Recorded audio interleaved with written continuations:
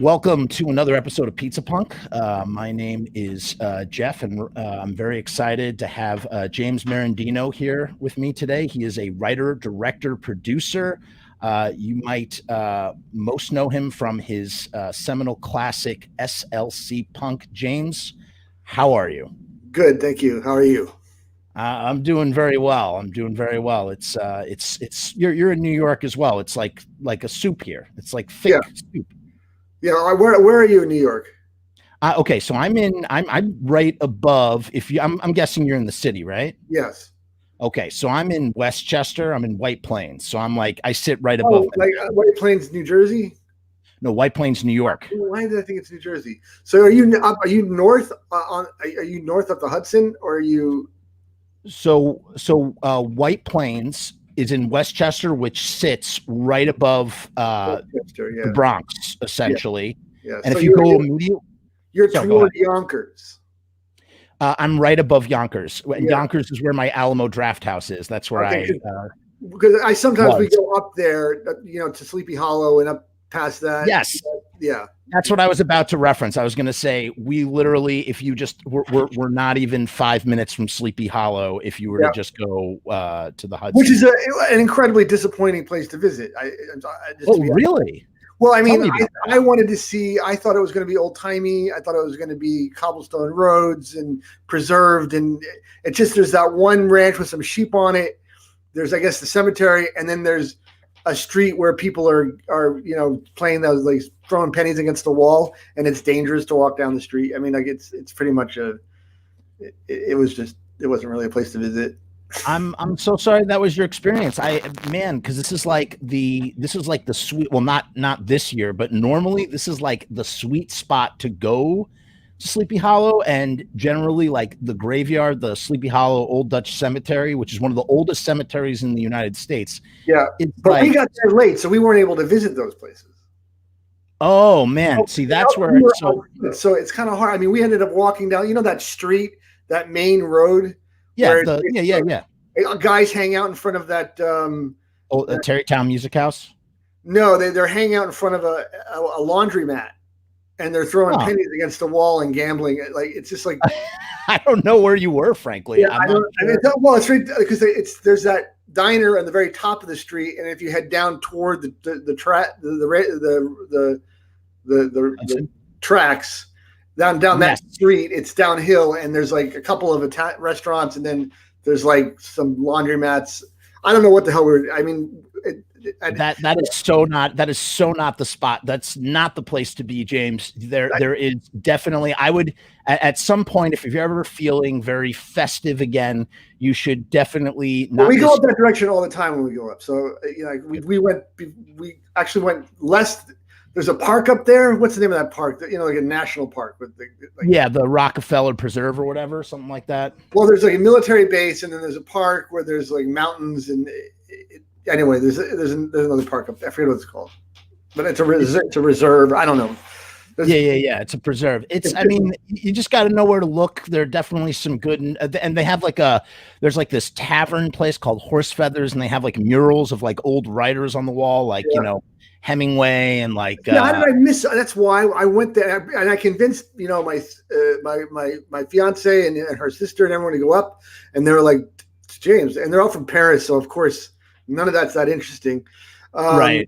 But I mean, I wanted it. Then later on, I went to there's a town where there's a lot of right near there where there's a lot of thrift stores. That was pretty nice. Do you remember the name? Oh, God, I don't remember any of these names, but this is the beauty of living in Westchester, which is above. Like, if I want to go to the city, if I want to go see a show, if I want to go to some event, you jam down, you're in the city. It's great. And then it's like, oh, you know what? I actually want to go hiking, or I want to be up in nature. I want to be somewhere else. It's like you just go. That's like, really close too. Yeah, that's really close. Yeah. It's just not. I like that. I think it's nice, and we especially because we're right outside of New York City, we have pretty good pizza. Oh, you do? Yeah, I mean, it's not bad. I have no complaints. You have New York style pizza. Of course you do. I mean, you have to have New York style pizza. We're in the pizza belt. We're in the pizza belt, I think, which it goes from. It starts up in Mass, right, and it kind of like stretches down through to New Jersey. Yeah. Yeah. Yeah. Because I mean, I was born in New Jersey. We had good pizza in New Jersey too. I mean, like this, yeah.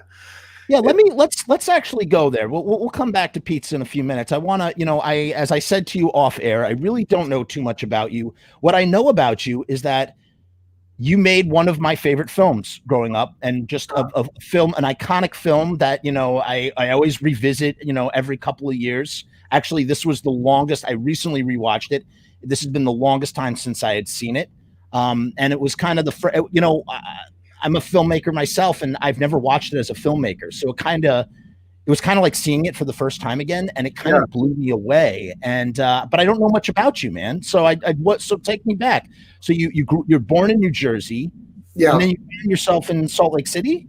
Yeah, I was born in New Jersey, and then when we were 7, my father's a doctor, and he had visited Salt Lake. He liked the skiing, and some stuff was going on in New York and New Jersey that I'm not going to get into. But so we moved to Utah because he started a practice in one of the hospitals there, and then he opened a clinic in one of the ski resorts. So to take the injuries right off the hill and straight into his hospital. So that was the motivation to go there. It's good. That's a good hook. I mean, you don't want bad things to happen to people, but I mean, listen, we need doctors. Oh yeah, I mean, like sports injuries coming off of I mean, they had no place else to go except his. He monopolized, broken legs and stuff. He's a sports medicine doctor, so so that's why we were there. And I from 7 to 18, I was in Salt Lake City. Do you have siblings? Yes. I have a younger sister, a younger brother, and older brother. Nice. All right. So the whole family picks up, you go out there. Sister. Yeah. Yeah. And so we all went there together. I mean, I had never heard of Mormons. My father was explaining that we were going to stay with a Mormon family when we first got there for a week until our house was ready. I had no idea what that meant. We got there, and all I heard was something about no carbonated water, and say fudge. And I was 7 years old, so I didn't understand much of what. I think that I found out they were sort of slightly a polygamous family. I don't know. And is that and if this is inappropriate, we can skip over it. But I'm just curious: is that knowing virtually nothing? I'm a New York Jew. I know nothing about this stuff. I watched Big Love. Big Love is like these are modern day polygamists, sort of like living like on the down low. Is that more prevalent out there, or at least even when you were growing up, was that more prevalent than? I mean, I know that when I was younger, I met polygamous families. I just, it was so hidden. Now, when I reflect back, I was like, "Oh, they must have been polygamous." But right, there are some big polygamous issues going on because Mormons reject it completely now. I mean, it's like hardcore. But there was, my best friend in high school, one of my friends in high school, his dad was eating at a place called the Shiloh Inn. We nicknamed it the Shiloh Inn. The Shiloh Inn, which is downtown Salt Lake City, and as he was eating, there were bodies falling suddenly, out in front of his window of the diner. He was eating at a diner in the Shiloh Inn, and their bodies dropping and hitting the ground. And what was happening was a polygamous woman was throwing her kids out the window, and then she jumped. And I think the baby and the oldest daughter lived. And this is all because her husband, who was a polygamist, had committed suicide, and the sister wives had turned state's evidence. So this stuff was around us. I mean, Salt Lake is my memory, pretty dark. A lot of dark things like that happened in Salt Lake. Well, let me ask you this. So, because religion, that kind of fanaticism can create a lot of darkness. That's why we have. Listen, fanaticism. I think that comes with, and the one thing I did read about you when I was setting this up, I went to your IMDb, that you did study theology. So you do, you have studied. When you studied theology, you studied like all religions or some religions? I studied the philosophy of religion, which was part of an extension of philosophy, which was more of the esoteric exploration of the meaning of God. I mean, whether we're like we would study Anselm or Spinoza or Aquinas, I would study sort of those taking away like the actual dogma of any particular religion and sort of trying to prove the existence of God without faith. So that was sort of the main focus of what we were studying. So it's theology is fun because you don't need facts. So it's sort of mental gymnastics. It's all all vernacular. Like an ontological argument for the existence of God is a sort of, you don't need evidence to make these statements. Right. You just need to have faith as long as you have faith. No, not even faith. It's all logic. It's all like wordplay, in my opinion. I mean, like, gotcha. The argument for the existence of God is that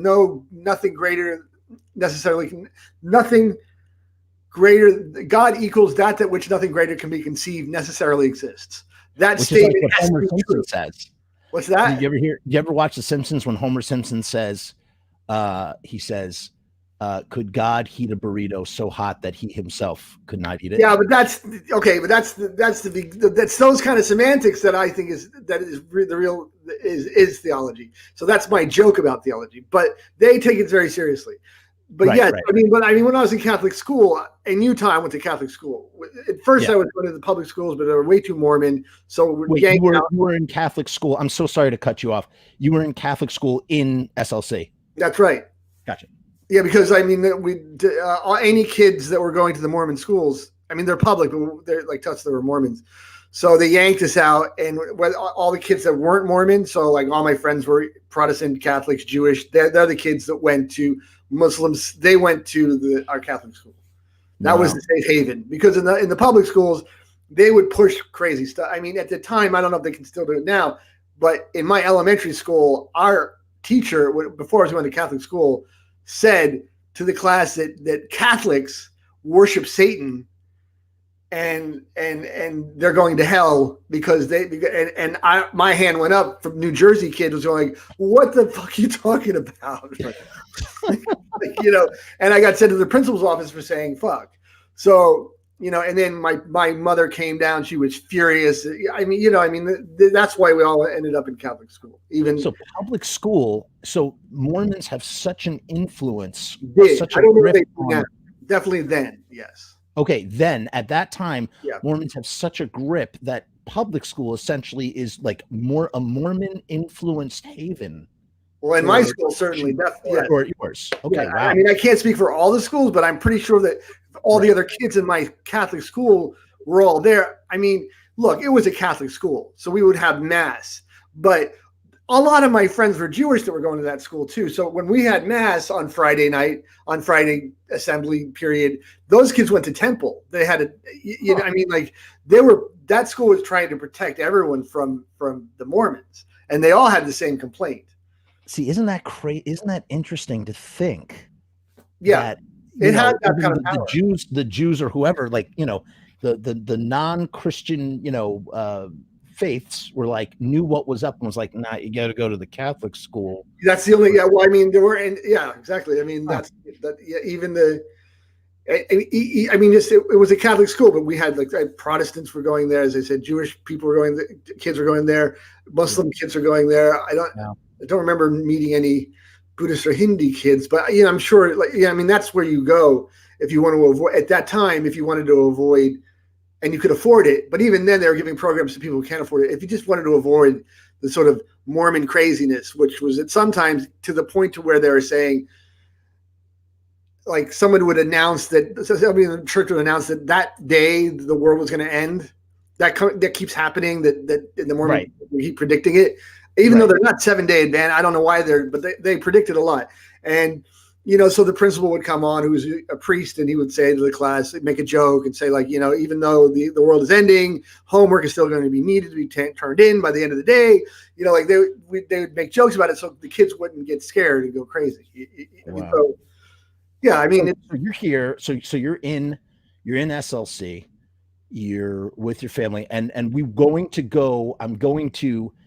going to ask you right now about punk, but we're going to take it to pizza in just a second. This is just like, I just want to know now, when does punk rock come into your life? Because obviously, again, watching this movie SLC Punk, it feels like it feels so personal and autobiographical and yada yada yada, semi-autobiographical, whatever you want to call it. When does punk come into your life? Well, there were older kids in my school when I was a freshman that were listening to Circle Jerks. They were all in a band called the New Young Atheists. So that's how I was introduced to it.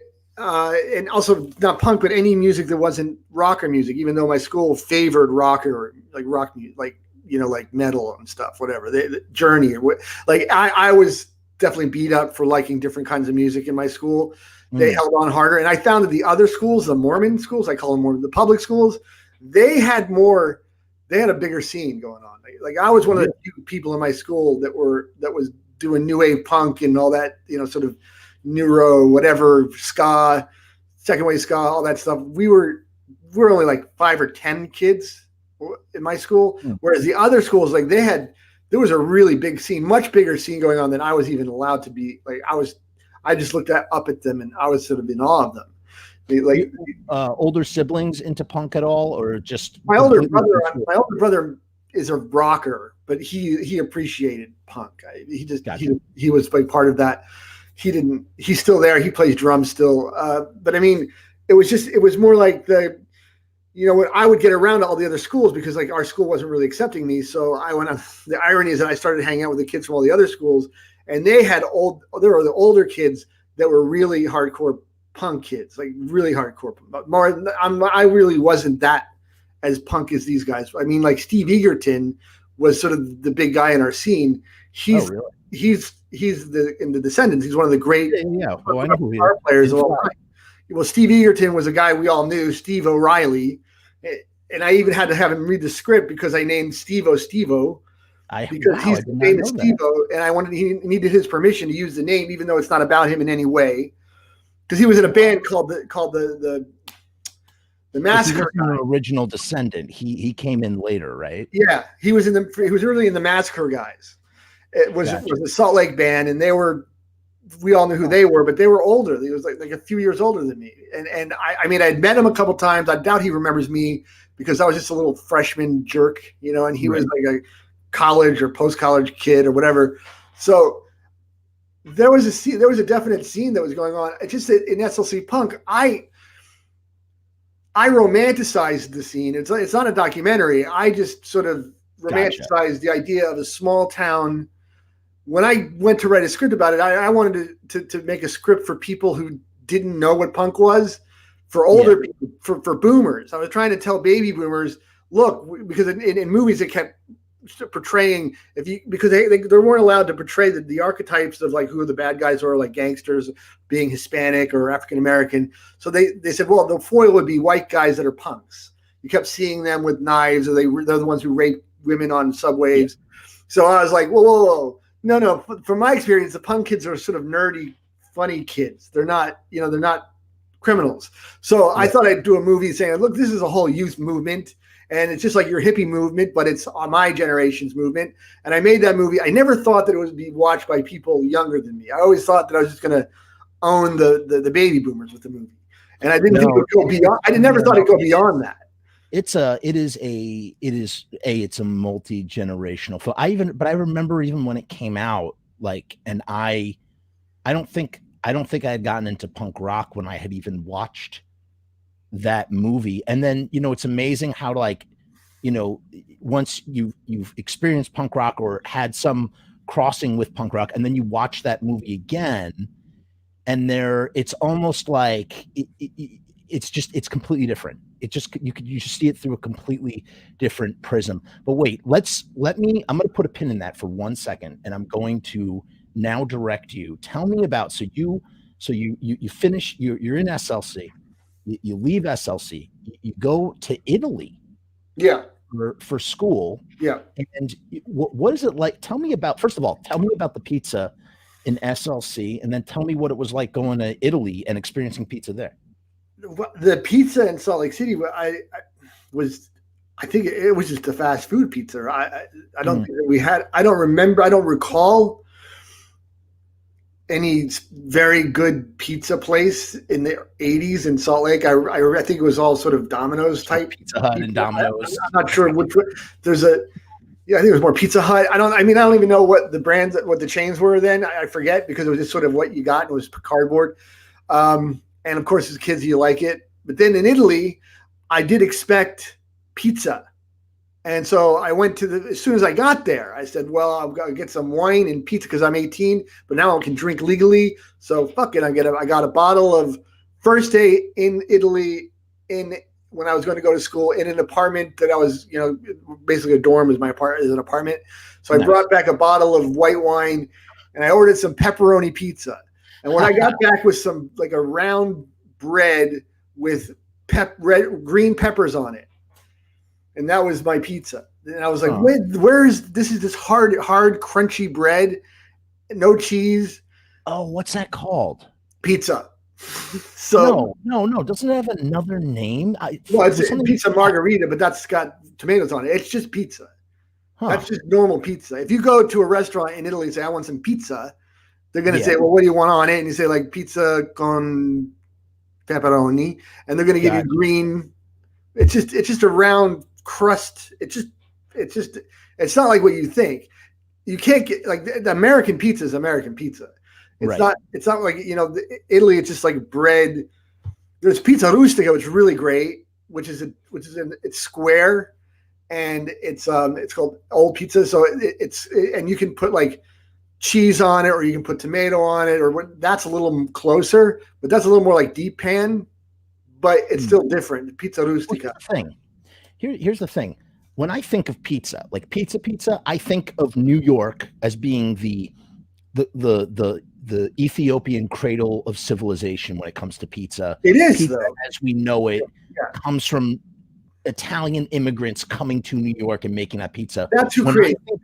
Sorry, go ahead.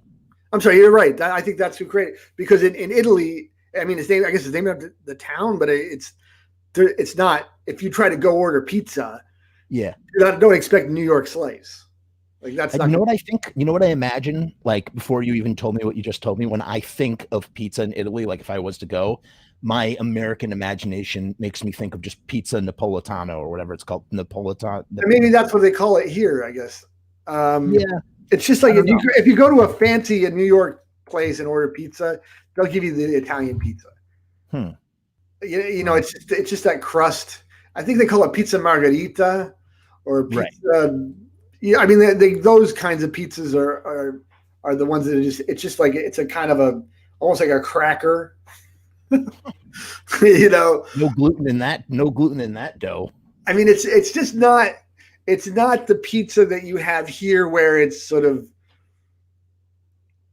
where they put in that oven and it comes out and the cheese, the dough is, what I mean, and it's just like the water's right and it.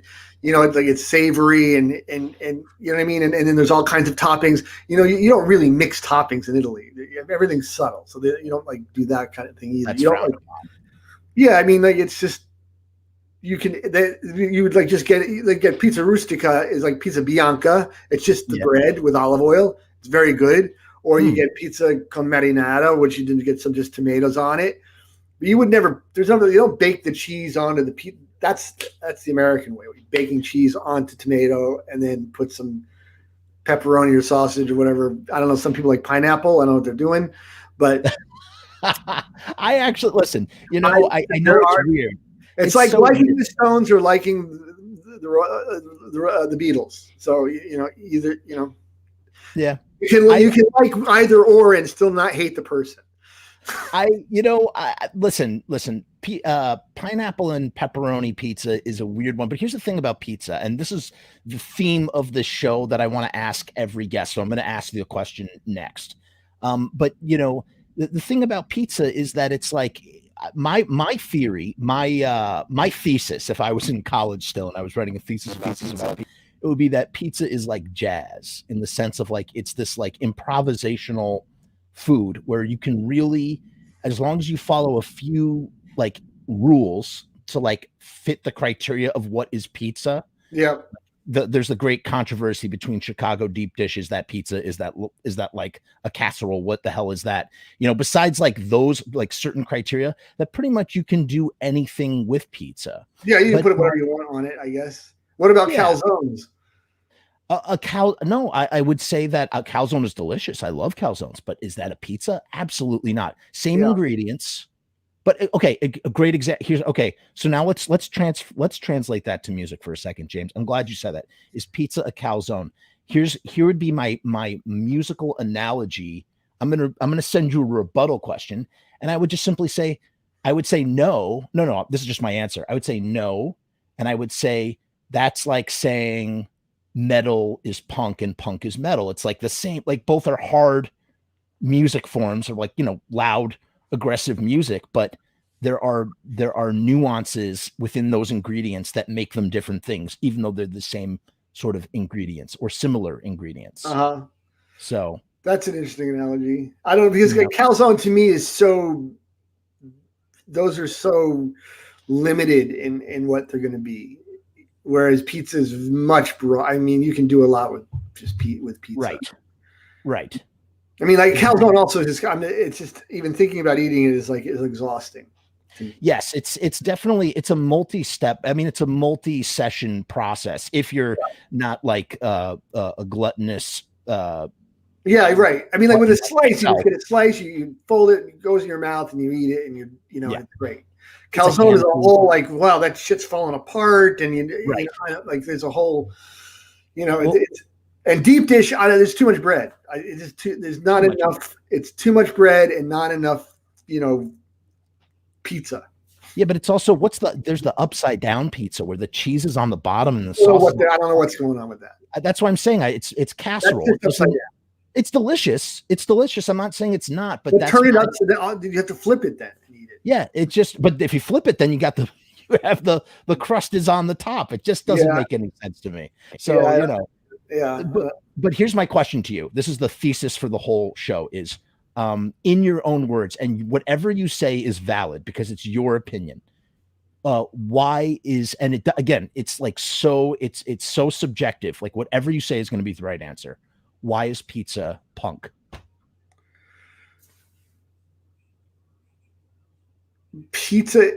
Why is pizza punk? Yeah. Is it? I think it's very punk. I mean, is it just because there's a DIY nature to it, or a very sort of is there maybe a grunge element to it? Not grunge. I think DIY. I think you just answered. I think that's a great answer. It's not something I thought of really. It is a very DIY, and that's definitely one of the aesthetics of punk, which actually flows right into. It's also a cultural bastardization of something that was pure, and in a good way, and in the same way that punk is a cultural bastardization of blues music, and other forms of music. I'm just making this shit up, but no. You're so valid, because think about it. Like, this is what you're basically saying. Going back to the Beatles for a minute. I said this to Paris last time on the first episode of Pizza Punk. You have the 50s rock and roll, right? Yeah. All the 50s rock and roll goes to England.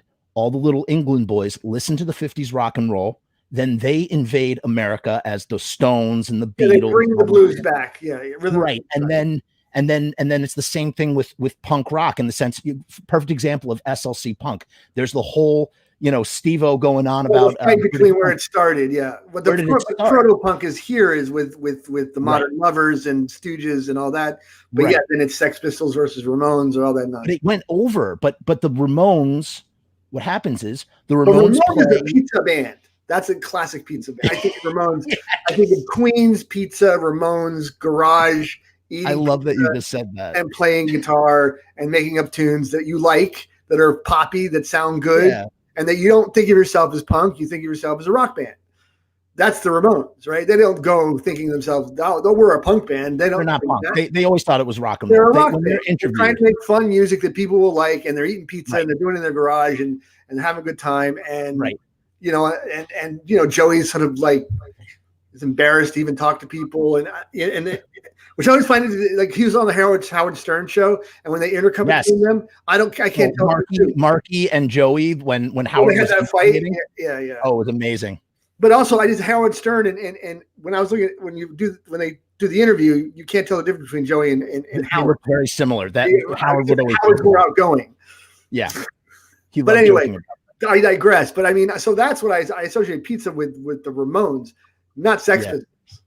I think Sex Pistols, I think like Bangers and Mash, or fish and chips, and heroin. But going back to that thing of the Ramones came over in 1976, and they played their first time in England, and everybody in the front row was the Clash, the Sex Pistols, the Damned. They all went, and then they formed their bands. It's like what you said. It's cultural bastardization. And that's the beautiful thing. That's why I hate, again, I think there are some cases where cultural appropriation is like inappropriate, but if we don't have cultural appropriation, sometimes it's glorious though. That's why I called it bastardization. Yeah. Because I mean, I think degenerate art is beautiful, and I think punk is a degenerate art. That stuff if people aren't appropriating. Look, okay, if I watch, so somebody like I've seen these, it's resurfaced where people are saying Picasso isn't real art because like anyone can scribble like that, right? They call it degenerative art, right? That's been showing up again, and they show like a nice picture of a landscape, and they're saying, look how much better that is than say Vincent Van Gogh. They're not thinking about sort of impressionism or the fusing of that or the work of color or any of that stuff. They just call it degenerate art. It's a Nazi thing, right? But to me, degenerate art is beautiful, and I think punk is the epitome of degenerate art. Yeah, it's sort of like it's anti-production, anti sort of aesthetic. But it's so expressive and expressionistic that and pizza in a way is also with regards to like good food is not those things. It's degenerative food for a degenerate. So for a degenerate people, which are Americans. So all of it works. We are a degenerate people. That's a degenerate food. And I say all that lovingly. I'm not saying that these are bad things. Right. Degenerative art was rejected by Hitler. Degenerative art was rejected by sort of the fundamental Christians or the fundamental Muslims or all the radicals. They reject that stuff. I embrace that. I like degenerative art. And that's why at the beginning, because it was sort of do it yourself. You know why? Because it's truth. Because it comes. Yeah, it's honest. From the heart, and it's truth. There's no, it's not like, in the sense of like how like, if you're doing like an improvisational scene with actors and stuff, and your actor improvs this because they feel it in the moment, because that's the truth of the moment. But there's also no ceremony. Yeah. Or do you know what I'm saying? Like when you. No, I do know what you're saying, because you made a Dogma film, right? Yes. Yeah. So doesn't this all play into the idea? You did a Dogma 95 film. For people who don't know what Dogma 95 is, Lars Von Trier created this set of rules. He found out his father was not really his father or something. Correct me if I'm wrong. I think it was something like that. Yeah. And he set out to make this aesthetic where it was supposed to be completely truthful. There are all these guidelines, like you can't tell a period piece because everything has to be real. If you're using music, there's a vow of chastity that you take, that you will not put the camera down. You will use natural lightings. You will not add props. You will the actors have to own their things. The thing has to take place in the time and place that it's happening. The locations have to occur where they are. You can't fake locations. It cannot be a genre. There cannot be fake. There's all these, like, music has to be generated within the scene. It has to be organic to the scene, not something that's scored later. Even the titles have to be drawn and shown. You can't, make title sequences or optical effects. All this is meant to sort of somehow find truth within the work. And it's a rigor. And they said, well, why don't you come make one? And so I made a one for that. Yeah. What made you? Well, I guess you to answer my question as to they invited you. I was going to say, what made you seek that out in particular? Because I got to tell you that I didn't seek it out. They said someone brought to me saying like Lars saw SLC Punk, and so they flew me to Copenhagen. Wow. I talked to him. It's also Winterberg. There's a few guys, but there's a guy named Peter Olberg Jensen. But when I met Lars, I said, why are you, this is a hard thing to get into. They only there's not that many Dogma movies. They're all numbered. Right. We were number 13. And I said, like, well, why are you, and he said, well, because you're an anarchist. I said, well, not really, but okay. Most of these movies are Danish because it all happens in Denmark. And he has this studio that was once a military base. So he's riding around on a camouflage golf cart. And so and he's like saying, I'm saying, what do you want? How can I, why would you think that I would follow these? If I'm an anarchist, then it's my prerogative to break every single rule that you're trying to put on me. And he said, that's exactly why I want you to make a Dogma. That answer. So I said, okay, well then, so I made it. I made it. And you didn't break any rules? Not really. I mean, no, in the end I didn't, but it wasn't, but then Peter Olbeck Jensen, the producer, said, those guys break the rules all the time. Oh, really? He says, like, the truth is, we do this. It's a way to make a lot of money. You raise $1 million for the movie, but really it only costs $100,000 to make. So I feel like they were kind of a swindle, which I enjoyed that. There was sort of like, because the movies make a lot of money, but they're very easy to make. I mean, it's just, you're taking a video camera and they're hard to make in terms of emotionally, but in terms of logistics and costing, you just have a couple actors and you're really not allowed to do much. So I held the camera. I had a few people help me with stuff, and there's not. Did you have separate sync sound, or was it all in camera? Well, it's all in camera. Oh, you mean like, did I get? Oh no, I mounted a shotgun. Mixing and booming for you? No, they do, but I didn't. I figured out a way on my camera to put a Sennheiser mic to mount it on the camera that they sent me, right? And that was totally adequate. Yeah, if you get some actors close enough, Yeah, it was like this. So I mean, like, I was in their face, and that's beautiful, man. Irrelevant that I didn't need a mixer; it was going right into the camera. So that was so it wasn't. But the movie ended up being intense because the experience is intense, because you have no ability to, I had all the movies, I have all these tricks I use with the camera and stuff, and you have no tricks you can use. You have to rely on just the story you're telling and the performances. There's no edifice. There's no, you know what I mean? There's no, like, I can't do a dolly shot to create an emotional reaction and put swelling music as the camera lifts up, and there's none of that. It's just down there with, it's like a documentary. Which, it's now segueing into SLC Punk. The thing that as I said, I'm watching it from a filmmaker perspective, and there are just all these things that I never noticed before. Like, for instance, there's a lot of the cuts are fades. Like, it fades into, like, when Steve-O's in the mall and he's talking, and it's like a close up, and it fades into kind of like a wide shot. I noticed a ton of fades, and it was. Well, I like to interact. I like to use like hard jump cuts and crossfades, like, just as a yeah. It was very interesting, man. I was just like, it really. But the thing about SLC Punk that really blows me away, the thing that blows me away more than anything is really, obviously it's the dialogue and it's the script, but it's also the editing is unfucking real in this movie. Because if you think about, like, because I'm sitting here, I'm going, and again, in my experience as a filmmaker, my limited experience compared to yours, I've learned that, you can find the story in the edit. Yeah. As opposed to say, because you write the story, then you shoot the story, and then you edit the story, and the story changes as you do these three things. And I'm watching SLC Punk, I'm going, like, obviously, like, everything's here, like, in the dialogue, it's all on the written page.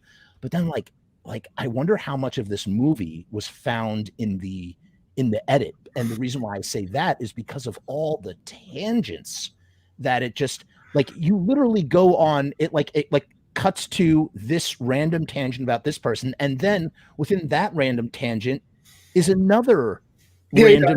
Okay, but there was the editing is dictated by I had a limited amount of, I only shot what I needed, and I used what I shot. Wow. So it was already going to be edited that way. So you had edited that as you were writing it. I did a storyboard, and it was already like very. Wow. So the point is that the idea was, I was thinking, okay, we were writing scripts on typewriters at one point, where and then now suddenly we're writing scripts on computer. And when you write a script on a computer, you no longer have to go back in and like do X out a page and add another page, right, or rewrite a whole page or white out. You can literally just cut and paste, repaste, do more pastes, and then I was thinking, like, that's just like the way that my Windows computer work, where I can click on a window and see something else, and click on a window and see something within that thing, and then close all those windows and come back out. And I thought I could write a whole script that's like that, right? So in that sense, it's like the way that somebody tells a story. Like you're like an uncle who's telling a story. He's saying, like, when I was 25, I knew this guy named John.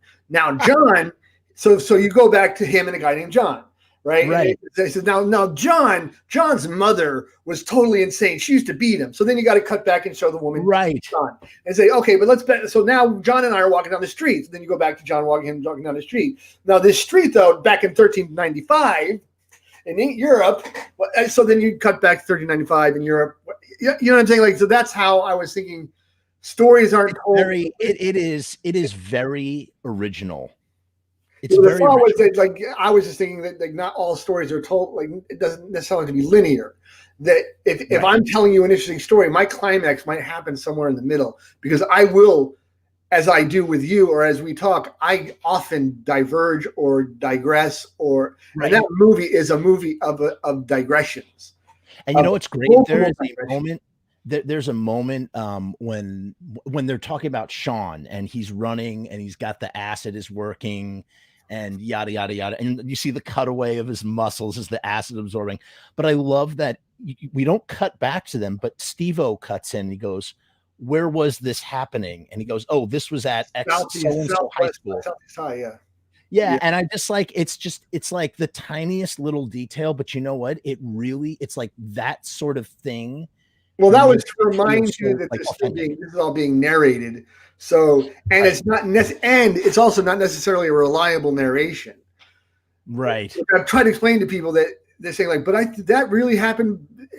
This whole thing with the Sean guy happened because there's a guy named Sean that said I was talking about him. Like, no, that story was told to me. So I told him the way it was told to me by a guy who's not reliable. So that story is told to the audience, to Steve-O from Bob. So you have to take Steve's word for it as an audience member, but Steve is only telling you something that Bob told you, who he's already established is totally crazy. So Steve-O is telling a story. So Bob is telling a story to Steve-O who's relaying it to you. And then on top of that, then you go into the whole thing. We go into the whole thing about the mother and Sean's flashback. Then Sean has to so Bob has to realize that Sean is basically figured out what Sean thought happened in his house. So then you go back further. That is I've talked about that before. That's where I go from Steve-O back to Bob's story, back to Sean's story, back to Sean's storytelling. So that goes back 5. That's 5 windows. Yeah, like that's like, a file and a file and a file and a file. But here's what's amazing about that. This is what's amazing about that. Now you do this whole thing, and again, I said what you did was really original, and it is. But we've seen nonlinear storytelling prior to this with Quentin Tarantino made that incredibly popular. However, what's interesting about Annie Hall, Woody Allen did it before that. Yeah. You're absolutely right. It's not a new. That's not a new concept. However, what really makes it elevated above all else is the fact that not only are you doing this, but now you have the challenge of giving this information to me, the audience, and that I need to follow this, and it has to make sense to me. Yeah. And I'm watching this and I'm like, I can follow this perfectly. This makes perfect sense to me. It just, it goes off without a hitch. And it's just kind of like, it really is something else. But that's the sort of narrator's he's narrating it. And and I figured, like, the way to walk, as I said, I was making it for baby boomers. I'm going to hold their hands. I'm going to walk them through this. So I'll have this narrator literally shouting at you from the screen saying, look at us. This is who we are. This is what we did. Ha ha. We did this. We did that. We didn't rape anybody. We were just kids doing these things. And so, I mean, like, Steve-O, Matthew Lillard is literally just looking at the camera and saying, like, look at me. Like, here's my thing. This is what I did. Oh, and by the way, this happened. Oh, and yeah, and this was this guy.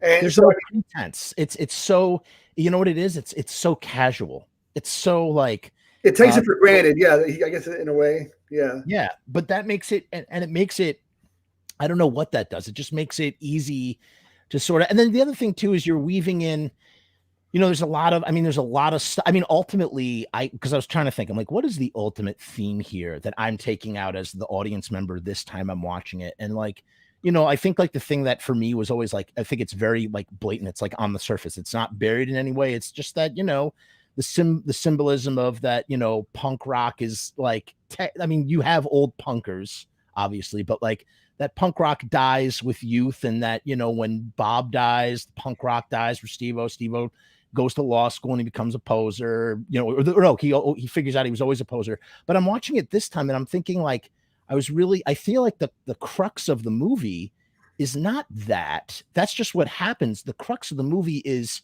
Steve-O it wants to be an anarchist, or wants to prove that, you know, he wants to be an anarchist and he wants to revel in chaos. And the crux scene is when Sandy sleeps with the guy and Steve-O submits to his baser nature, which he's a chud. He's total territorial. Right. Which shows that he is a part of the system. Everything, I feel like that is the crux of the entire film. The entire film is like trying to fight nature. And what is nature? The nature is what the society wants us to go to school, then go to college, then go be a lawyer. And these guys are like, no, we're not going to fucking do that. Fuck that shit. We are different from everybody else. We're not going to do that. And then as it turns out, they no matter how much they don't, it's almost like, you know, like the way that body horror is terrifying because your body is working against you. Yeah. Well, it's like your base nature is working against you no matter how much you try to fight it. And you just are what you are, you know? And he ultimately he's a lawyer like his dad. He's just, I mean, the irony is that he does do that. He goes off to try to do that. But I mean, I don't know if that was what was on my mind. I think when I wrote it, because I sometimes I forget. When I was writing it, I was in my own sort of headspace. So I think what I was trying to do was sort of expose a certain amount of hypocrisy in everybody, like, and also like the education of a young man. At a certain point, the young man goes through a certain period where the philosophies that got them to a certain point in life no longer function. They no longer work for them. Yeah. Okay, that's so totally there too. And that's a whole movement in German writing as well. I forget the name. It's a German, but it's the education of a young man. It's not a coming of age story. It's the education of a young man. Coming of age is when you get laid.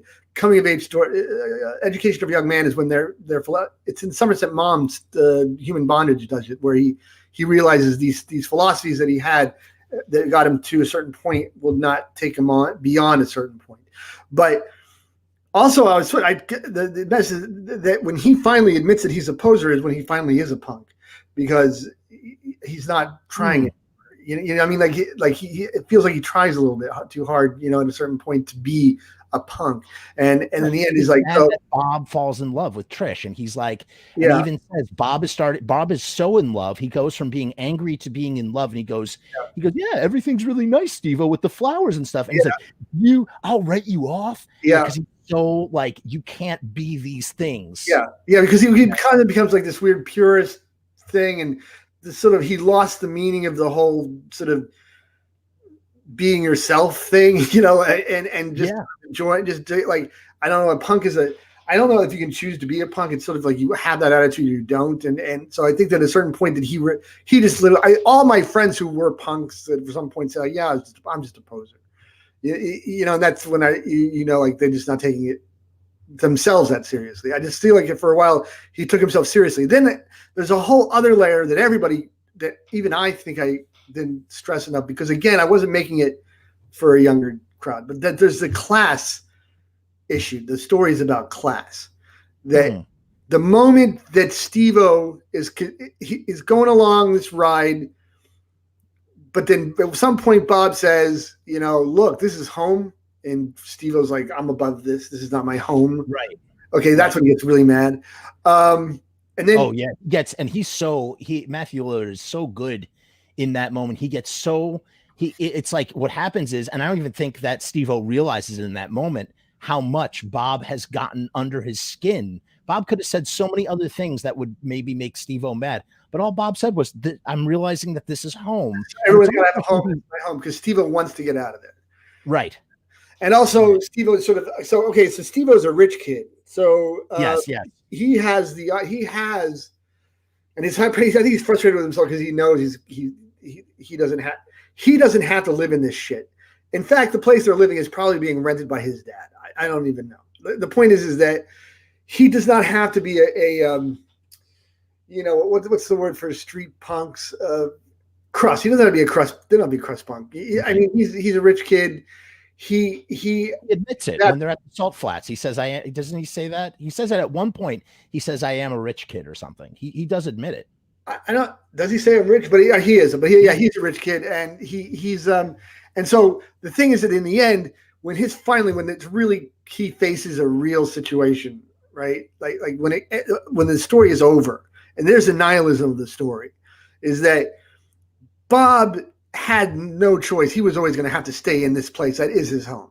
He's always going to be this guy, crust punk. His dad's fucking crazy, lives in a shack. This is where he is, and he's more or less content with that. Steve-O would like Bob to maybe elevate, but he can't change who Bob is. His economic status has made him who he is. Steve-O's a rich kid, and he has options. And in fact, it becomes evident that when his friend dies of an overdose, which was forced on him by some assholes at a party, right? Steve-O, his first instinct is to go, fuck it, I'm out of here. I'm out of here. I'm taking my dad's money, which none of those other kids would have that opportunity. Wow. Like if it was reversed, Bob would have to stay and deal with it. If Steve-O OD'd accidentally, which never seems to be the case, but had he been the one, Bob would, or probably his family would blame Bob in some way. You know, I mean, it would be a very different ending. But you know what else you get the sense as the movie starts to, towards the end, the movie starts to go into this whole, he goes into like every day, the monotony of every day becomes hell for Steve-O in the sense of like, all this is, we fight, we party, blah, blah, blah, blah. And it's like, and then it started to make me think of like how these guys think that they are in hell. And it's almost like, and the goal is that they have to get out of hell. Yeah. And Bob all of a sudden is like, hey, I like hell. Hell is nice. Yeah, but that was sort of there. But that comes to my like personal prejudice against Utah, right? That I at the time, all I wanted to do was get out of Utah, right? In Utah, and so the idea that his best friend, which I had a best friend, also saying like, God, this is my home. I love it here. And I was like, I thought we thought alike. What are you talking? How can you say you want to? This is it. This is what you want. That's me talking. That's all my shit. And it's like, I'm like at that time. And even when I wrote it, I was still in my 20s. I still felt that feeling of, I'm so glad. And then when I went back to Salt Lake, I'm like, I don't want to be here. This is backward. You know what's interesting? Two things. One, it's funny when I heard Bob say that, I'm from, we were just talking about at the beginning of this episode, that I'm, that I live in Westchester. I'm from Westchester, and I was desperately trying to get out of Westchester, not because it was hell, but just because I wanted to be other places. And I did. I went to Chicago. I lived in Israel for a while. I went to a bunch of different places, but what's funny? I never saw myself settling here. I eventually got to a place where I was like, I like Westchester. I like where I'm from. I like this place. And when I saw Bob saying that, I totally understood that feeling. And what's interesting the other point I wanted to make was what you were just talking about, your prejudice against SLC. The one thing that is not very prevalent, apart from just when you think about it as the setting, there's no prejudice, not in like a pejorative way, but in the way of like rebelling. There's not like Mormonism and stuff isn't really mentioned outside. Oh, that's very, very, very on purpose. I did that very much. I avoided. I know it was a good thing. I thought I was amazed when I was watching. I think Mormonism. Really, I don't care That's a religion. People believe in it. They're a non-violent religion. They're not doing anything. They're not a cult that's killing people. They're not. Right. I would be terrible of me to. Right. I don't want anyone bagging on my religion or my friends' religions, and I would not do it in a movie. I am not going to say this religion is evil. I would not do that. So I avoided it. The only thing I said is that she made some passing comment about, which is a kid comment about how the cops are fascist and the fascists are Mormons. Yeah, right. Apart from that and the beer, those are the only two things. But laws. But I mean, again, that's their religion. But I was not going to sit there and say Mormons suck because I don't believe that. Yeah, but the restraint blew my mind because I'm thinking about like how this is a movie about like rebelling against the establishment, and it's like it takes, you know what it's like. It's almost like the equivalent of like, being like Jerry Seinfeld in the sense, Jerry Seinfeld doesn't curse in his comedy. Yeah. He like doesn't do that on purpose. He's like, I'm not going to go there. Yeah. You know what I mean? He exercises great restraint, and it elevates the message. It elevates the art. Well, I organically am pretty sensitive. I will criticize government because that's easy. That's our right as Americans to criticize our government. But I would not criticize somebody's religion like that. Right. I could do it with you in a conversation about what I think about the inner workings of the organization, or even my church, the Catholics, or the pedophilia that went on, and then protecting it. I could discuss that. That's a reasonable discussion. Us Jews, we have the Hasidic community. Okay. But what I would never do is make an entire movie to then turn around and just be anti-Semitic or to be. I'm just or anti-Muslim, or I'm not going to be anti-Mormon. I'm not going to do that. That would be horrible. And I wouldn't even do that against Scientology. And I have serious misgivings about what Scientology is because I do question the L. Ron Hubbard's motives around that religion. But I wouldn't make a movie about it because I just feel like, I'm stepping on people. I'm yucking people's yum. I'm not doing that. And you know what? But that's my point is that it's lowest common denominator, and especially and also wrong. I would be personally offended if I saw somebody do that. I think even True Love tried to avoid really hitting the Mormons too hard. They talked about not True. Is it called True Love? No, Big Love. Big Love. I think that they talked about the inner workings of Salt Lake City and how the church invades politics and all that stuff. But I feel like they avoided really. No, they were very. You know what it was? I watched that show from beginning to end, and they were not. It did not attack the Mormon religion. It was really about what it really was. You don't come away with thinking like, oh my God, Mormons are terrible. That's not, I didn't think. No. And you don't. When you watch it, you know what that show does that's so brilliant? They really and that's why I was asking you the question that I was asking you, because the whole crux of the show is that polygamists, on the down low in Mormon country, because obviously they're the compounds. And that's why I was asking, I was like, wait, so is this more real than I thought it was? Because in the show, there's a very, very big divide between modern Mormon and polygamist. Modern Mormons do not, they do not think that is, it's not a facade. They do not condone polygamy. Right. I wasn't going to ruin my movie with that. That wasn't I wanted to talk about punks in a small town, and like that. And the reason why I just wanted to say, look, the scene is not owned by New York and LA and London. All I wanted to say, like, look, every city, every little town I'd ever been to had a little punk scene. They had the punk scenes, and I know that Salt Lake had a pretty big one, but I could have done it in Oklahoma. I could have done it in Colorado, Denver. I could have done it in Tempe, JFA. I mean, like, it makes it more interesting. And you want to know something? Again, and this is not to shoebox you. This is more like if, let's say that someone didn't know who you were or didn't know what SLC Punk was and was like, oh, why should I rent this movie? I would tell them that it's almost like a 90s version of what like a Penelope Spears movie would be like with like, Suburbia. It's like the 90s. It's like the next step up in the sense of like, like just sort of like focusing on a subculture in that sort of way. And what's interesting too is the production design of this film and the way that there's so much detail down to, I never noticed that it says this is not Black Flag song, Revenge. It's on my imagination. I got a gun in my back. I got a gun to my head, right? I never noticed that before. I was like, holy crap. And I thought that was I don't know. I just thought like there are a lot of really great details about all the tribes, about like I love the character. I think it's Mike, Jason Segel's character. Is that his name's Mike? Yeah, right? Mike. Yeah. Jason Segel's great because there is that guy who like he doesn't have to dress like he's like the most punk guy. Yeah. Yeah. And if anything, I was thinking about his arc. Punk. I mean, there's no way he's just drawn to it because I knew those guys. They're the most punk because they don't even like talk about it. They just they're there. They do the music, and if you ask them in school, like they're really good at school. Like, are you a punk? Like, what are you talking about? What's interesting about him? I'm like looking at his arc. Like, how does his arc finish out? He's like, I want to go to school for botany because I want to save the rainforest because.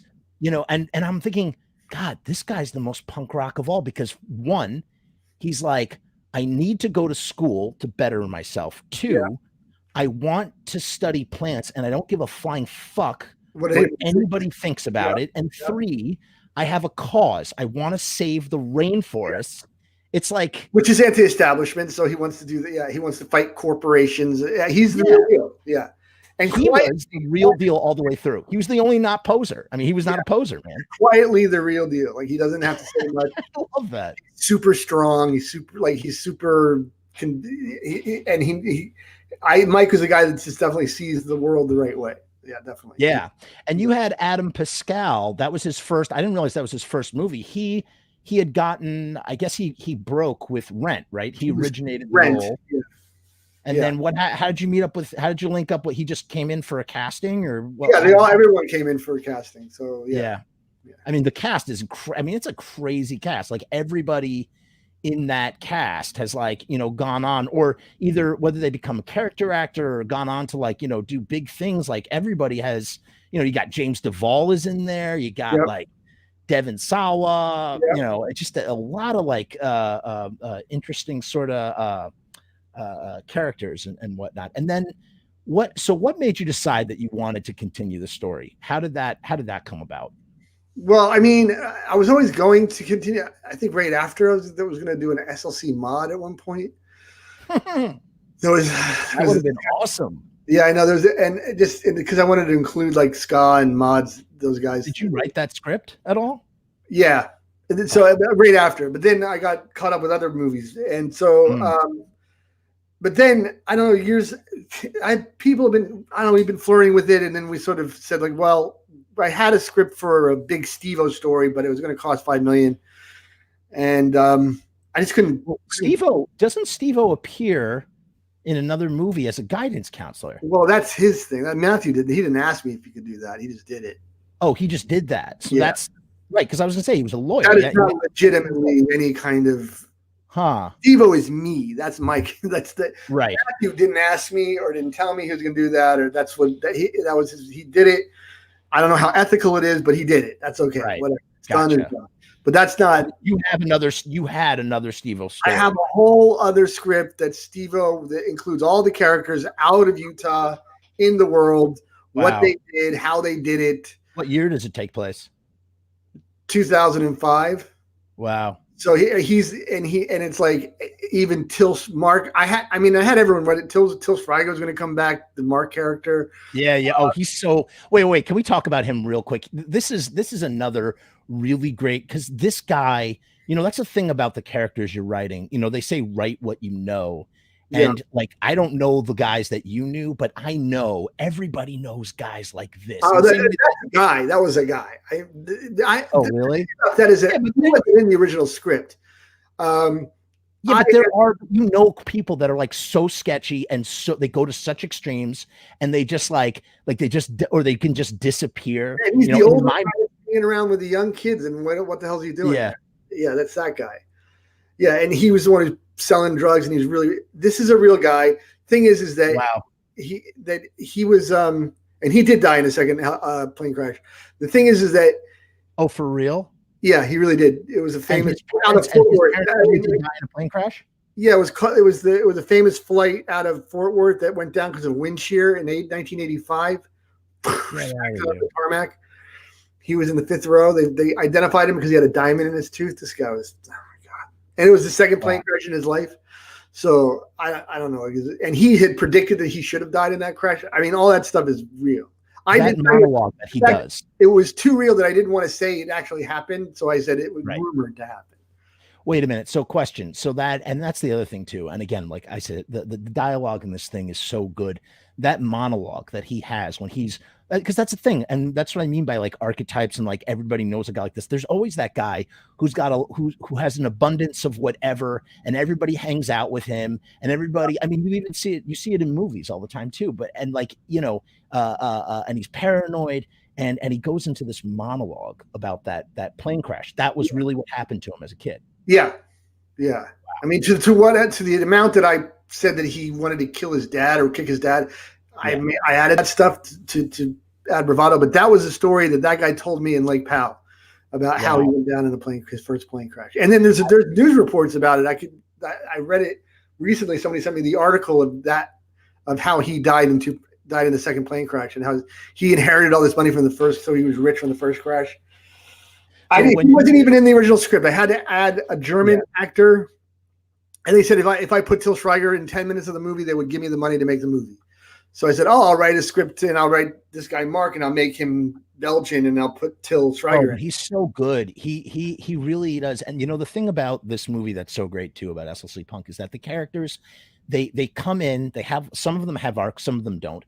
They come in, they do their thing, and then they exit. And that's what Mark does. He comes in and then he leaves early. They're like, no, fuck you. Yeah. I was like, that's the last we ever saw Mark. And it very powerful because at a certain point, the movie's no longer about punks. It's just some kids with this dude.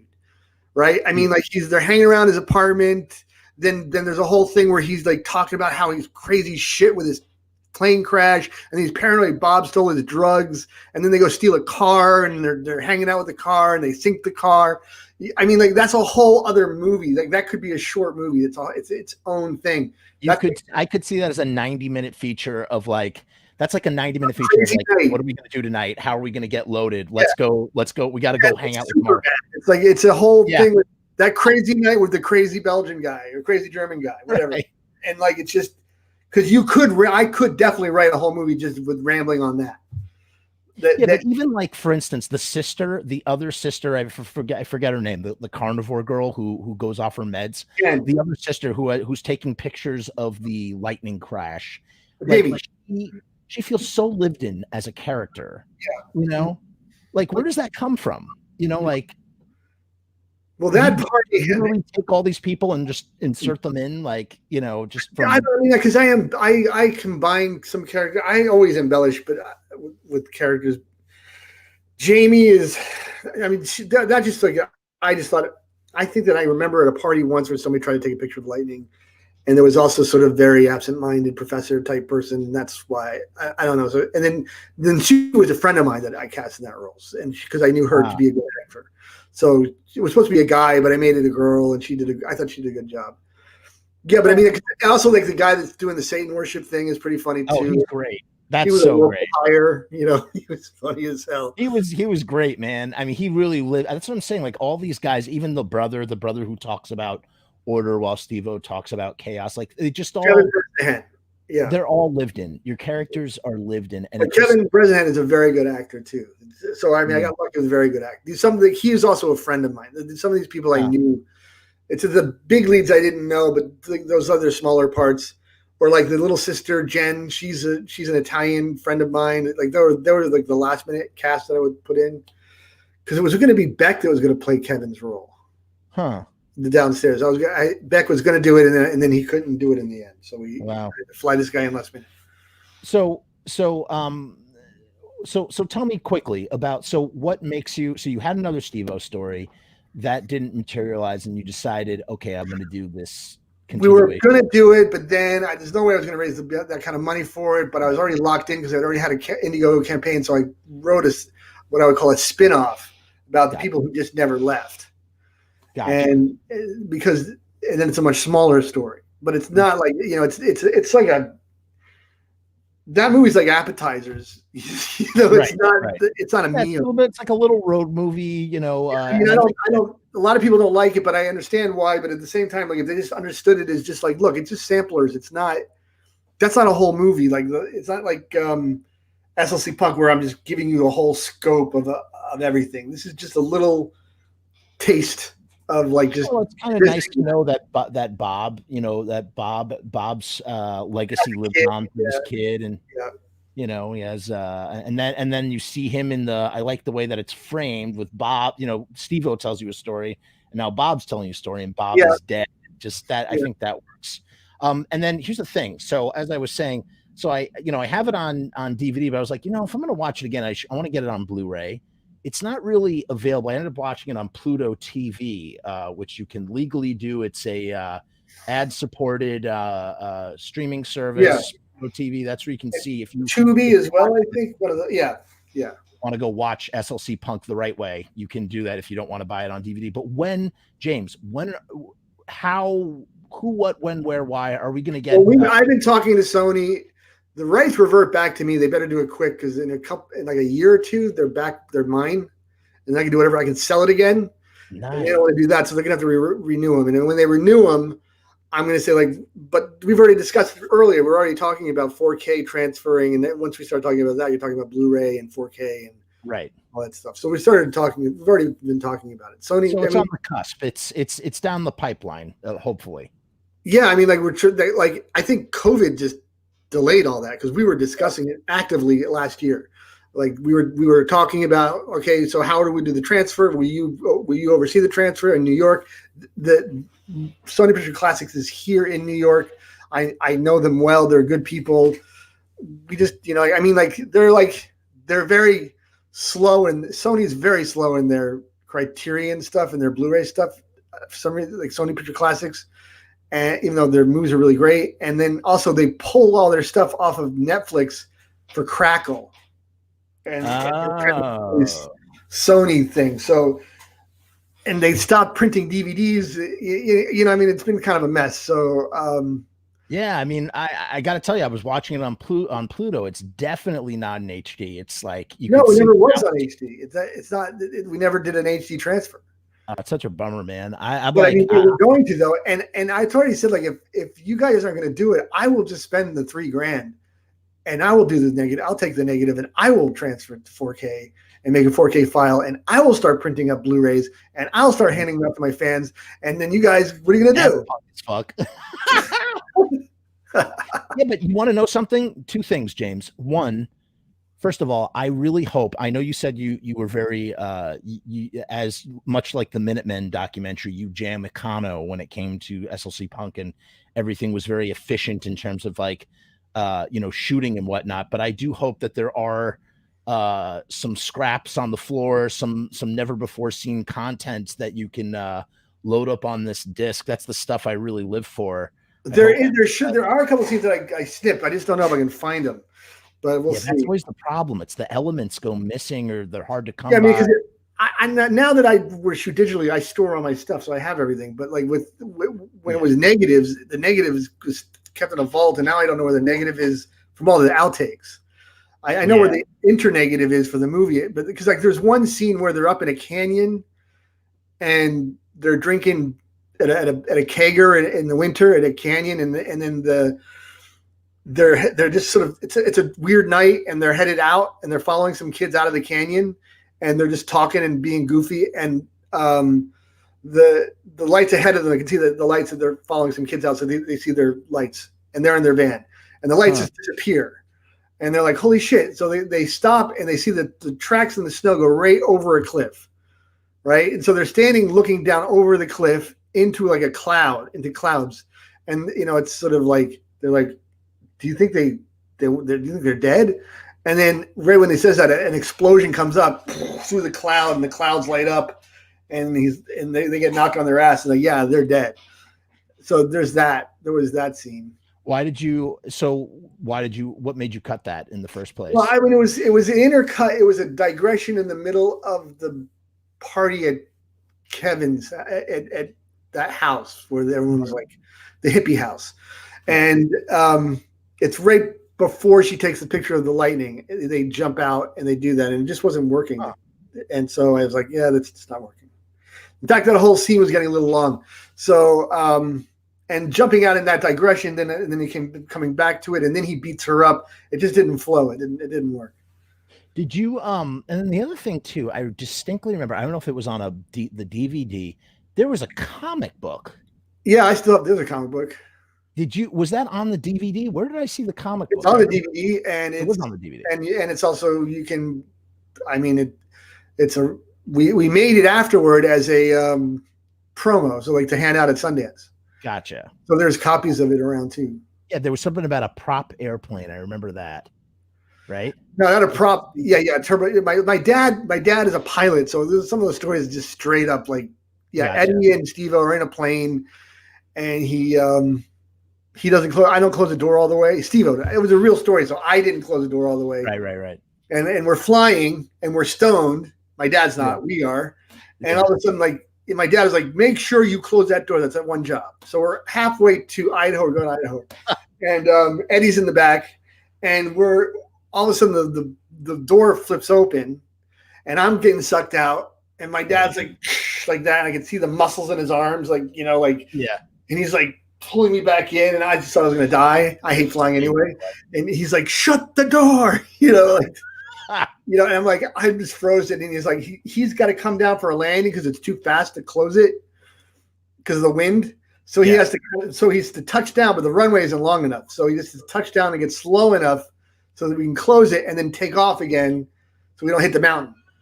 So we touch down and he's like, close it. And Eddie's like, close the fucking door. And so my dad reaches over, he closes the door, slams it shut, and then like guns it, and we took off. And then we're like, Eddie's like just white, and I'm like white. And my dad says, you know what? There's a storm ahead. Let's go back and we'll drive to Idaho. So we ended up driving to Idaho. So that was that. Yeah, I got to tell you that you're making me think of. I'm immediately thinking of Christopher McDonald when you tell that story for whatever reason.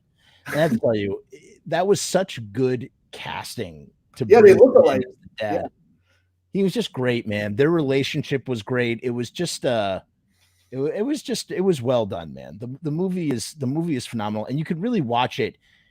You can watch that film over and over again, and I don't think it gets. It's one of those movies. There's a few movies that I can rewatch. I can rewatch Return of the Living Dead over and over again. I could watch Goodfellas. It's a movie where once you start it, you got to finish it. Yeah, well, I also hope that I made it in a way that was fast enough that like you could watch it again and be like, it's fast enough and enough happens. Yeah, it flows, man. In that small amount of time that you can say like, well, this is not going to take a long time to watch it. Like it's not going to feel like forever because there's a lot of information packed into that small amount of time. So like it's 90 minutes, but like there's an awful lot of digressions and things to get into and stuff that you could maybe watch it more than once. And there's also it's not like a thriller where, okay, well, I know that this guy's the killer, like, you can rediscover this. There's no surprises. I mean, I guess there might be surprising things that happen, but for the most part, there's no like, I mean, like if I tell you that Bob dies in the end, it's not a spoiler. No, it's not. And you want to know what's interesting? Again, like, obviously I was talking about what the crux this time as an audience member, my interpretation of what I was seeing.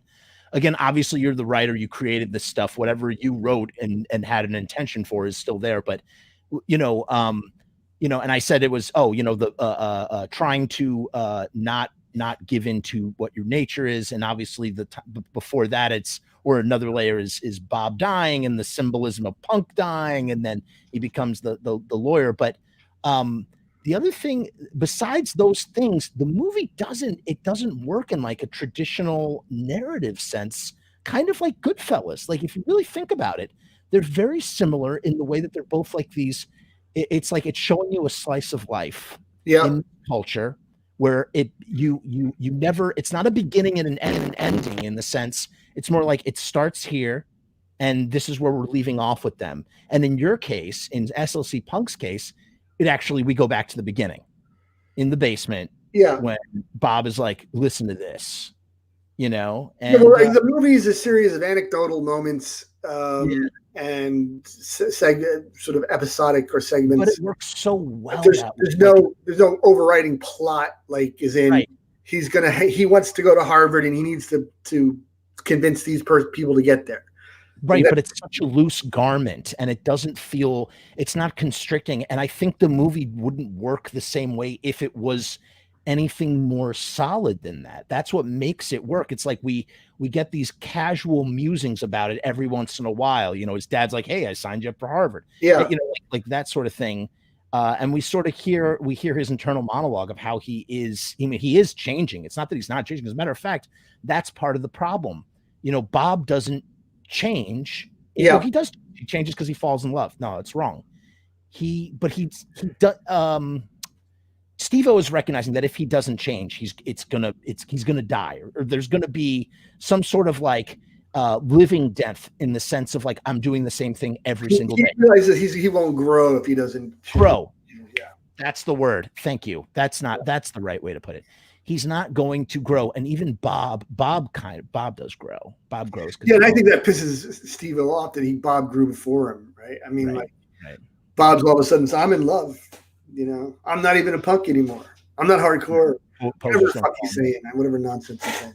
And the worst thing you can call someone being a punk, the worst thing you could call him is a poser. That's like the greatest insult, Before we wrap up here, I just want to ask you, so what has been, being a filmmaker and, being involved with projects and stuff, what has it been like? What has the COVID situation been like for you, man? Has it just been like crazy, or is it just like, what's the deal?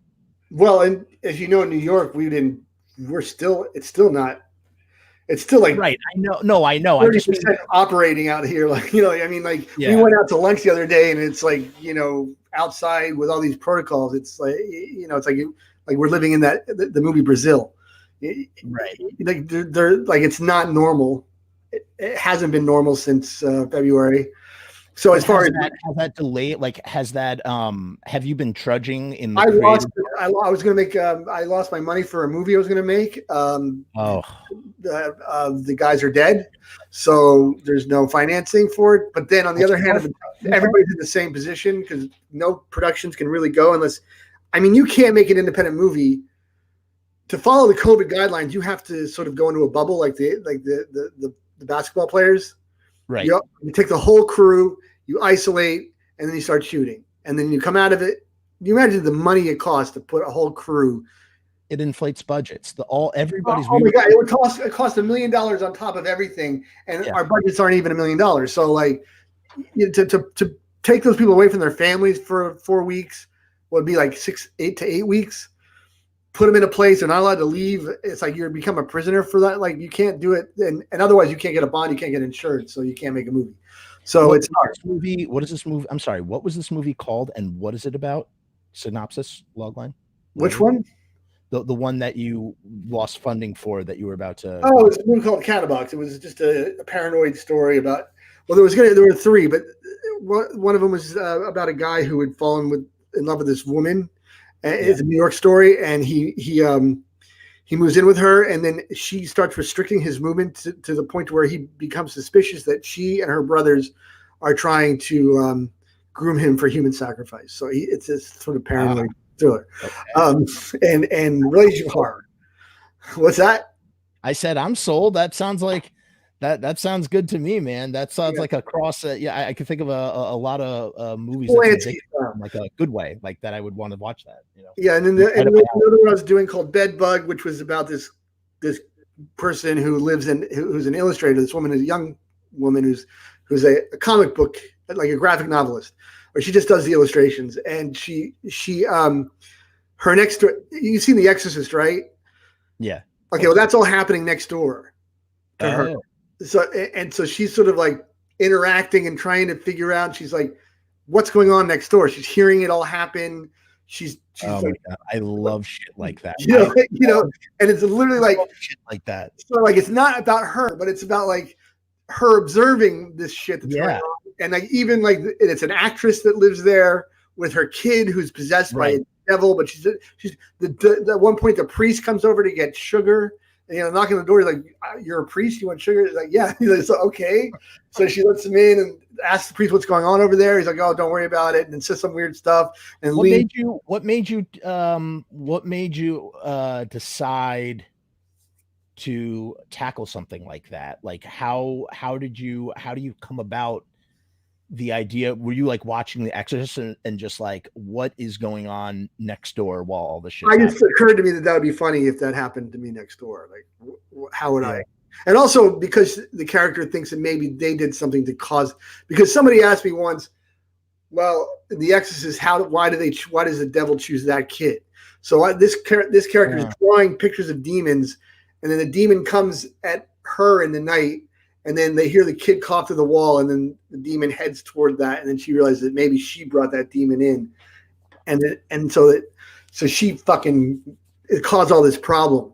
And then later on, like the actress mother is getting divorced, and she's also upset about her kids, so she comes over and starts hitting on this girl. She's like this 40-something cougar actress who's doing a play on Broadway called I don't know, one of those movies from one of those plays that are like. Nobody Loves an Albatross. That's from Rosemary's Baby. I don't know. It's a very referential movie. But I've done these kinds of apartment movies. I did a bunch in LA when I first started making movies, where the one was with Heather Graham, one was Sebastian Gutierrez, where it's basically these apartment paranoid movies where like they're horror comedies and it's all about going insane. Or it might be real and it involves invariably with sacrifice or Satan or some kind of crazy shit. May or may not be happening. And now I thought like, well, I want to do a New York. Last year I was saying, I want to do this in New York. I want to like tell my make an apartment trilogy here in New York and make them physically here in New York and bring some shit back to the city because it's so gorgeous here. And then boom, pandemic, which is hysterical because these movies are already like isolated inside your apartment type movie. Right. But so I ended up making a short via Zoom, where I like my actors also were just to scratch the itch or whatever. Yeah, and they have a cam. They're a DP in sound. And they can do all that stuff. So I can just direct them over Zoom while they set up the camera and stuff. And then they sent me. This was in the height of of quarantining. They sent me the dailies, and then I cut it together and I made a short, which I haven't released yet. But like that. That's what I've been able to do so far. And then get a bunch of people to read another script I wrote, which is a bigger movie that's also part of that trilogy called Arthur Kill Road. And we'll see if that gets financed. It looks like there's been people talking about it. It's a $5 million movie. That'd be fun to do, but I can't do anything until next year. I got to tell you, I made one feature and I'm working on my second feature and I make micro budget stuff, very small micro budget stuff. I shot 20% of my movie on March 8th. The first fifth of the movie, and then March 12th, lockdown. And I'm just like, and then my lead actress gets pregnant, which again, many mazel tovs to her, God bless her. But like, I just don't, the only thing I could think of is like, A, I'm never going to give up. And B, I got to figure out how to take the footage because the story I wanted to tell is dead. But how can I rewrite the story around the footage that I have shot already and still complete the film? And so that's like the challenge now. And it's because of this COVID thing. And, again, I'm fortunate in the sense that I am just making micro budget stuff and, don't have to worry about losing, hundreds of thousands of dollars. But at the same time, it's like micro budget stuff is just as affected in the sense that if you want to do things right and ethically and safe and everything, like you need, as you said, money in order to do everything by the book. And so if you're making, it's just like what you said about Dogma 95. It's like if you want to try and make money where you A, own your work, and B, are like, possibly turning a profit if you're lucky enough to be able to do so, then shoot a movie for as little as humanly possible. Yeah, but be bold though. You can't even do it because if you can't be, there's no way to be safe. Okay, but I had this idea that what you could do is you could get if you could find a crew that are young, that know what, but that know what they're doing, and a bunch of gear, and you can put them all in a loft or something that they would quarantine them together, Yeah. You know, and that could be like a production company. I have a black magic camera. I have all the sound gear. I mean, that's a thing. That's part of the, I mean, that's not, it's funny. The issue really is working with actors, and again, like wanting to make sure the actors are comfortable and feel safe. Yeah. And right now it's just it's super fucking hard. I think I feel like the ones that are getting through the cracks right now are the people, Netflix, green lighting, this series can shoot this season and blah, blah, blah, blah, because they have so much infrastructure and they have the ability to be. Well, the really big productions, like Brad Pitt right now, he's quarantined on the Sony lot, and no one's leaving that set until they're done. Wow. They're doing the NBA thing, like that's the only. Otherwise, like I know a bunch of shows that shut down. Yeah, I think Shark Tank also quarantined in Arizona. They said that's how they're shooting. Like they wouldn't let anybody in or out. But like people on the set are like, this is like prison. Yeah, dude, Sonic, man, Sonic is the big winner of 2020. They're the highest grossing movie that came out right before the pandemic hit. Yeah. And it's funny. I went to the Alamo Drafthouse in Yonkers. I was like, I'm going to go. I have the season pass. So I'm like, I'm going to go see The Hunt, which had been shelved. Yeah. The Hunt. They didn't want to release it at first. Yeah. Yeah. And then they released it and I was like, I'm going to go see this real quick. So I wore a mask and everything. And I went and the theater was dead. And, they had sent us, this was like March 10th. Oh, so I finished shooting. I went to go see this movie and I was supposed to fly to Florida to shoot a commercial, and that was like that would have been March 12th. It was like that was it, that was done. And it's just like, and what really kills me too is the I don't know, live music. It's all fucked, dude. I don't know what's gonna happen. Animation, it's crazy. Do it right at home. Yeah. Well, listen, this was really, really fun. This was a treat for me because like I said, I've been watching this movie forever. It was so nice to like pick your brain and like hear your 2 cents on everything. And I really appreciate your time, and I wish you the best of luck. I really hope that you're able to move forward with all your productions. And thank you so much for being on Pizza Punk. Yeah, thank you for having me, and good luck with your work too. I'm sure there'll be a way to shoot. We just have to figure it all out. But you know what? No matter what, never give up. No, don't give up. Find a way. It's always a way. All right.